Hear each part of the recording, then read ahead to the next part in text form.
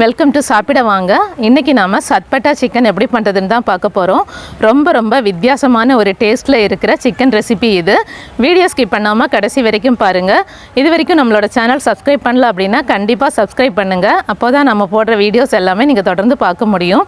வாங்க சட்பட்டா சிக்கன் எப்படி பண்ணுறதுன்னு பார்க்கலாம்.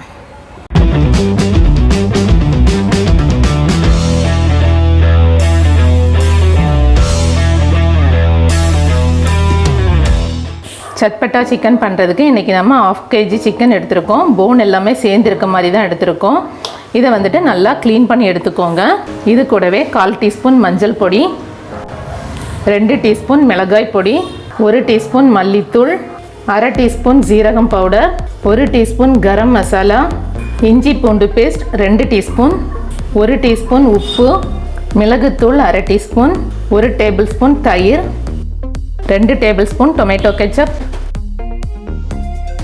2 டீஸ்பூன் லெமன் ஜூஸ். இது எல்லாத்தையும் சேர்த்துட்டு நல்லா மிக்ஸ் பண்ணி விட்டுக்கலாம். மிக்ஸ் பண்ணியாச்சு. இது நாம் 1 மணி நேரம் அப்படியே ஊற விட்டுடலாம். அடுத்ததாக ஸ்டவ்வில் ஒரு பேன் வச்சுட்டு 3 டேபிள் ஸ்பூன் அளவுக்கு ஆயில் ஊற்றிக்கோங்க. ஆயில் சூடானதும் அதில் நம்ம சிக்கன் பீசஸ் எல்லாத்தையும் சேர்த்துடலாம். இதை ஹை ஃப்ளேமில் வச்சு ஒரு 4 நிமிஷம் நல்லா வேக விட்டுடலாம். ஒரு 2 நிமிஷம் ஆனதும் எல்லாத்தையும் கொஞ்சமாக திருப்பி விட்டுக்கலாம்.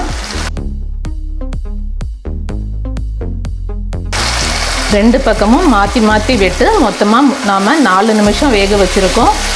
இப்போ நம்ம ஸ்டவ்வை லோ ஃப்ளேம் மாற்றிக்கலாம். இதை நம்ம மூடி வச்சுட்டு 10 நிமிஷம் வேக விடலாம். ஸ்டவ் லோ ஃப்ளேமில் இருக்கட்டும்.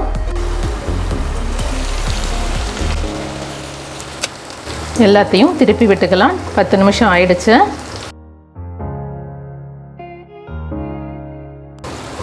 திரும்பவும் ஒரு 10 நிமிஷம் லோ ஃப்ளேம்லேயே வச்சு வேக விட்டுடலாம்.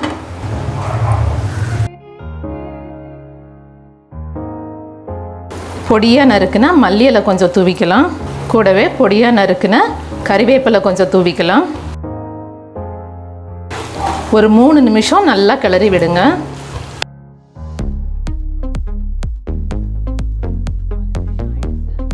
சூப்பரான சட்பட்டா சிக்கன் ஃப்ரை ரெடி ஆகிடுச்சு. சட்பட்டா அப்படின்னா வேறு எதுவும் இல்லை.